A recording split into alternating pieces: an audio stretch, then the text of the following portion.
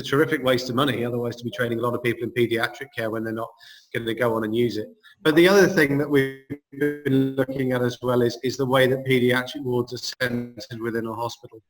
Myanmar has a lot of hospital stock. Much of it, I have to say, some of it dates back to the colonial times and was built by the British. Newer hospitals are in development, and there has been an awful lot of work done on hospital development by the Myanmar government with support from various outside countries. We want to make sure that the pediatricians are consulted in that, and that the doctors and nurses more generally are consulted in the way that the hospitals are designed. For example, there are quite a few hospitals in Myanmar where the obstetric area and the paediatric ward are a significant distance from each other. And the difficulty, of course, with that is in terms of neonates, particularly neonates that are very, very sick, is that resuscitation has to occur, in the obstetric area, and then people have to move from one place to the other. Supporting better management and leadership. We recognise throughout the programme that local leadership is really, really, really important. It's important to make sure that leaders feel supported, but it's also important to make sure they understand the premise of the programme and how things should move forward. And local leadership has been one of the key elements where we've tried to strengthen the paediatric care by supporting local leaders to help enable them to make decisions. We don't look at mortality particularly because we're not confident that the data is rigorous enough. So instead what we do is we look at a range of different elements of care which will all in themselves help to reduce mortality. So we think about the observation. We have senior paediatricians who observe clinical care whilst it's being undertaken in hospitals in Myanmar, and we also run simulations. Bluntly, this means throwing a mannequin down in the centre of the ward and telling everybody the baby's fitting and what are they going to do about it, and seeing what happens in terms of the hospital. Latent simulation testing is becoming increasingly important in our programs. We look at the system. I've talked about the system, but we look to examine it, and we make a judgment on how effective that system is at supporting some of the things that we're supporting. We look at how much training's been undertaken, and particularly in reference to rotation of staff, we ask how many of the staff working in the paediatric ward have undertaken our emergency paediatric care program. This flows as people rotate out of the system, just with some pretty good evidence about the damage that rotational policies can do to the quality of care provided. And then, of course, we look at the medical notes. This really is a proxy measure for handover.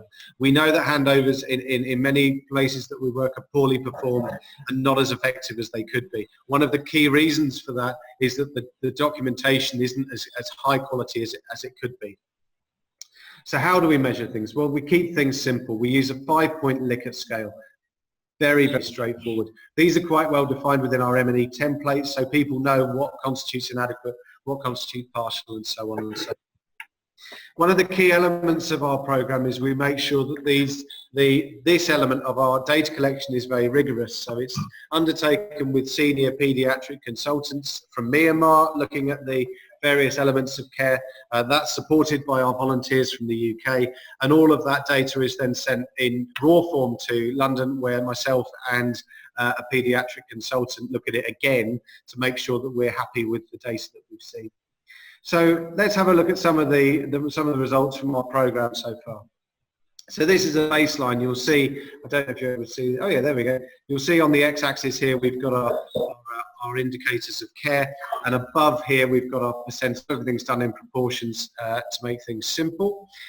You'll see at baseline that the vast majority of our indicators were in the left-hand side of the graph. That means they were inadequate, partial, or just about adequate. Within 6 months, we'd seen a move, as you can see, a very significant shift to the right, with even something else, which is a perennial problem that we see. Job aids, we've spent a lot of time looking at how we can improve the documentation, and one of the ways that we've tried to do that is to look at how people are writing things down. Previously, medical notes in Myanmar have shown just a blank piece of paper and everybody having to fill them in, which is problematic. And so we've moved over, or tried to move over, to assessment documentation that involves ticking boxes and filling in bits and pieces so that complete histories are taken and given. We've had less success there, I think it's fair to say. Observation charts have been the big hit. though the orange bars on this graph, but certainly in other areas that has definitely lagged behind, and something that we're looking to address in our 12-month data. Kangaroo mother care is obviously a fundamental element of paediatric care. In Myanmar, we found that there was effectively no kangaroo mother care going on at all. And this really speaks to many things, but not for anything else, it speaks to the isolation that Myanmar has had, and also the fact that kangaroo mother care requires a system in place. After 6 months, we have seen some movement. The quality is still yet to improve, but at least we're starting to see that red bar move down to just below 70% inadequates and moving more into the adequates. We're hoping that the 12-month data, which I've been dealing with this morning, will start to show that that we're starting to see some really good indicators with kangaroo mother care as well. But I think that the takeaway message from this is that some elements of care will happen quite quickly, the change will happen quite quickly, the others will take more time. And understanding those things, I think, is really key to reducing mortality and morbidity. So what have been the lessons? Well, it certainly is possible to change to a mixed blend teaching methodology. The idea of using scenarios, case-based discussions, small group work, bedside teaching, all of those things. I think when we started, people had said, you will really struggle to do this. You will struggle to implement this in a country that is so used to didactic lecture-based teaching, and that has proved not to be the case. Actually, people really enjoy the scenario-based teaching. I think there is a recognition amongst our clinicians that we work with that whilst their theoretical knowledge is absolutely second to none, the application is sometimes quite poor, and the teaching program that we employed is very much able to bring that theoretical knowledge and bring it into the real world. For example, using the ABCDE approach, which everyone is so familiar with. It's often very, very popular. One of the key elements of our feedback has been how much the staff enjoy and see the benefits of scenario-based teaching, and also the bedside teaching done with the Global Links volunteers as well, the volunteer paediatricians that we have overseas. It is possible to teach people in a multidisciplinary way. Even in organisations and in health systems that are very hierarchical and very doctor-driven. It's very important to make sure that the benefits are highlighted to everybody before you start. And I think one of the key lessons that we've learned is making sure that the nurses are supported and that the doctors see the benefits of having an educated nursing workforce. That is sometimes problematic, but I think when you get there, people actually become more and more attuned to it, the better quality the nurses become. Leadership at national level and local level is fundamental. It's something you have to engage in right at the beginning, but there's no point really pursuing much unless you've really focused on the local leadership within the hospital, particularly in Myanmar where the structure is very hierarchical. If you haven't got the key medical superintendents, the clinical directors on side, you are not going to succeed going forward. I think that is true wherever you work in the world, but it's particularly true in Myanmar. International involvement needs to be very precise and very thought out. I think we've used volunteers in a measured and targeted way, and we haven't just thrown them in and told them to get on with it. We've given them a prescription, we've told them what we'd like them to do, and we've asked them to get on with it.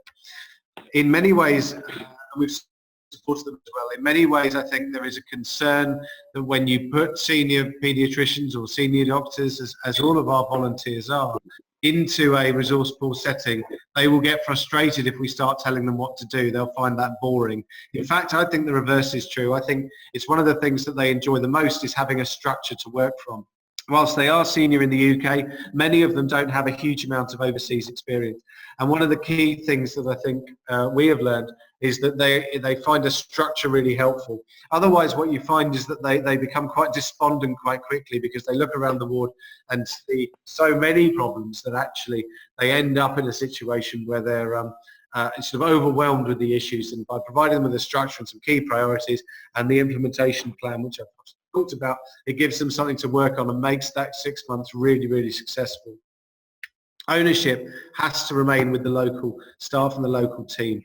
This is not about us going in and doing things, it's about them deciding what they want and us facilitating and supporting that process. So what's going to happen next? Well, we're looking at 2018-2019 with UNICEF. We're looking also at a neonatal care program, which we're asking for support with at the moment. Ministry are very interested in it. We are continuing from there. And we're obviously continuing to support the Myanmar Paediatric Society. They will be the ones in a few years taking this forward with us cheerleading from the sidelines. So we are trying very quickly to take a step back from the organisational elements of what we've been doing and letting them get on with it in many ways. That's it from me. That was a very brief run through of our Myanmar programme. I could have gone for hours. But thanks ever so much for listening. I'm very happy to answer questions.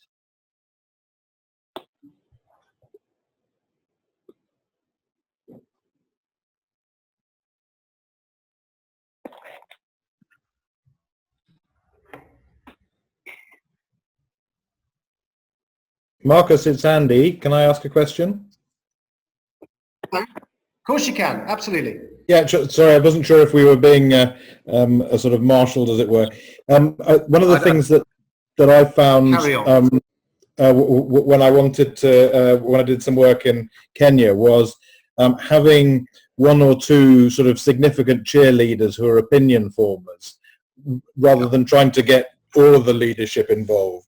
And I wondered if you'd had any experience of that. Yeah, so we have, it's a really good point. We have a number of really important cheerleaders, but I think one of the things that comes across in Myanmar more than anywhere is that people who aren't cheerleaders can cause you an awful lot of problems unless you've brought them along as well. So you're right, absolutely. We have a few very influential people who we are supported by and helped with, which is fantastic. But I think it would be wrong to say that we haven't also focused on the key decision makers within the country to a lesser or greater extent. I think when people tend to get irritated is when they feel that they've not been listened to, or they've not been ignored, or they've been kept out of the loop.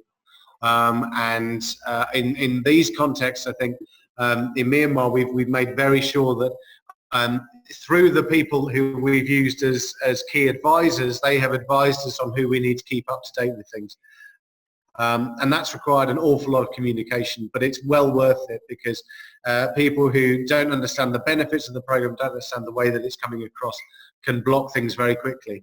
For understandable reasons, if they don't understand what the benefits are. So yes, I think cheerleaders are important, but keeping everybody up to speed is equally crucial. Marcus, it's Helen Slattery. I just wanted, this is a question really, but we've delivered something called acute illness management training in Gulu in the north of Uganda for quite a while now. Yeah. And it was just heartening for me to hear really everything that you said are things that I think we came across. The only thing that we didn't do so well, I think, is the evaluation data. It was kind of a bit bigger, too much scope for the size of the project we had, really. But I did find everything that you said really interesting, and I think it might be something I'd come back to you about on another project that I'm working on. So that would be really, really useful. Great. Yeah, I think it's one of those things that people don't think about. And if I'm honest, at the beginning of this project, I wasn't in post at that point, but my predecessor didn't really think about it. And when I came in, I've got a background in public health, and when I came in, I was very clear that we needed some really effective baseline data, and actually that required retrofitting it, which I wouldn't necessarily advocate at all. So having to go back through previous bits of documentation and fish out the baseline data before you started the intervention. I think it's a really interesting discussion, because donors really want you to start your intervention on day one. And I think there is a very mature conversation to be had with donors around the idea of actually, for the first little while, collecting some really good quality data to see, you know, if your intervention has made a difference. Because apart from anything else, I think it contributes to the overall learning for everybody as to what things work and what things don't.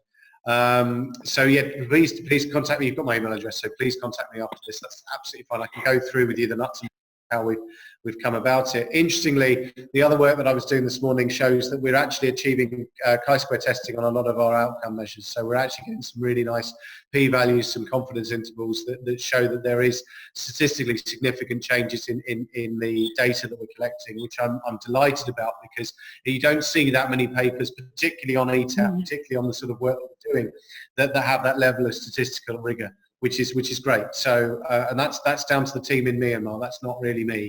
That's down to their efforts. I think for me, I think that's the way we should be going. I don't think you'd get away with some of the stuff we get away with in international development in the NHS. So in the National Health Service in the UK, nor should we really. So I think it's really important that we focus our efforts on monitoring and evaluation as an integral part of programming. I think it's a much better way of demonstrating your impact than the course that we ran was just what we initially had is what we use in the UK, which is a sort of pre and post course sort of MCQ and that kind of thing. But interestingly, later on, what we added in was a bit of psychology. So it was looking at behaviour change, and I think that's something that perhaps could be for others just to be aware of, that's another metric that you could possibly use as well as the quality measures. Definitely. I have to say I started off being a very qualitative beast, and now I'm swinging very firmly towards quantitative, simply because I think sticking graphs up as a demonstrated in that, I think that's quite powerful in terms of data. I think there's probably an argument for both things in moderation. Marcus, it's JP here. Hi. I have two questions. One, sure. In your evaluation, is there anything that goes back to the NHS in terms of any improvement in the workforce of the NHS following the engagements that your team has in Burma? The other question is in terms of sustainability of this program. Have you experienced components of integration of such fantastic training into the existing structures, already existing programs within the respective institutions that you are working in?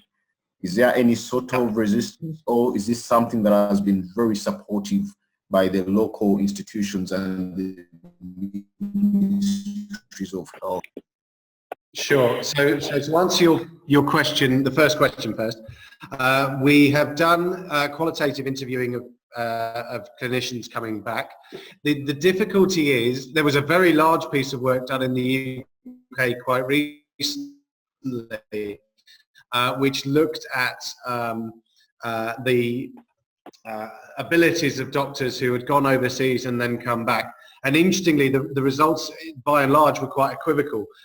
We didn't see enormous differences. Now our team looked at that data quite closely. I think our view would be that it's quite a self-selecting group. The sort of doctors that want to go overseas and want to work in these harsh conditions tends to be the highest caliber, and therefore you don't necessarily see, they were quite good to start off with, so you don't necessarily see an enormous improvement, as the doctors who are really struggling either don't get through our interview process or don't bother applying in the first place.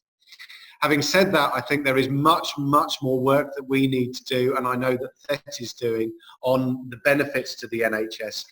Without question, anecdotally, we know that doctors in the UK benefit enormously from the work that they do overseas, without question. And we see that, I can reel you off a list of names of people for whom that's the case.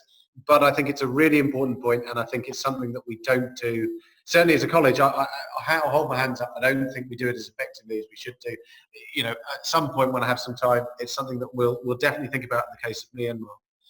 To move on to your second question, I think the interesting thing about EPCP has been the uptake, particularly at medical schools. So the EPCP training that we offer is now undertaken at undergraduate level in Yangon. Again, this is due to good local leadership. So with 600 medical students have now had ECP training on top of the 900 people that we've trained. And I think it's one of those things that as more people go through it, it will be seen in the same way that advanced paediatric life support is seen in the UK, in that it's a prerequisite. But I think it's one of those things that if many things will come from the reductions in rotating staff, which is a key fundamental, because I think once we start to grow a paediatric doctor and a paediatric nursing workforce, they will start to see that training as integral to their job roles in exactly the same way that they have done in the UK.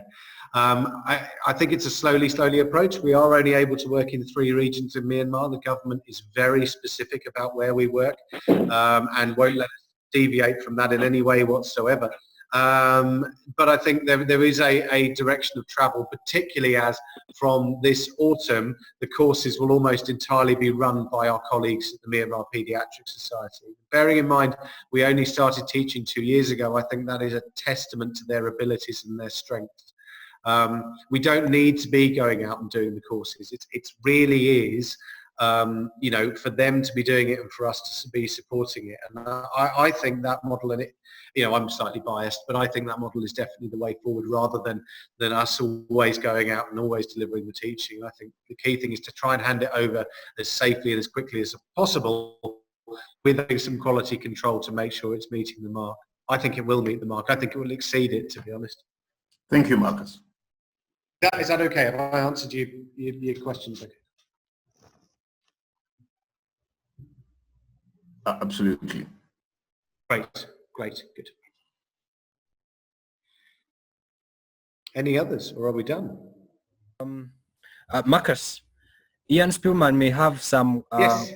He might be having some queries, but he doesn't have a functioning microphone, so he might be sending his questions through a chat. Well, he has sent it to me, but let me send it to you. Let me copy it to you. He has sent his questions through, through the chatting platform. No, why don't you read it to me? Just read it to me. I read it to you. Okay. He says, oh, okay. Thank you, Marcus. Yeah, just read it to me, because then everyone will then hear. Yeah. He says, pleasure. Thank you, Marcus. Very interesting content.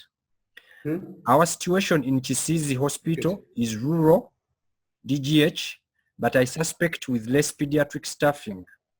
You mentioned working with consultants. Only have one Ugandan consultant and myself.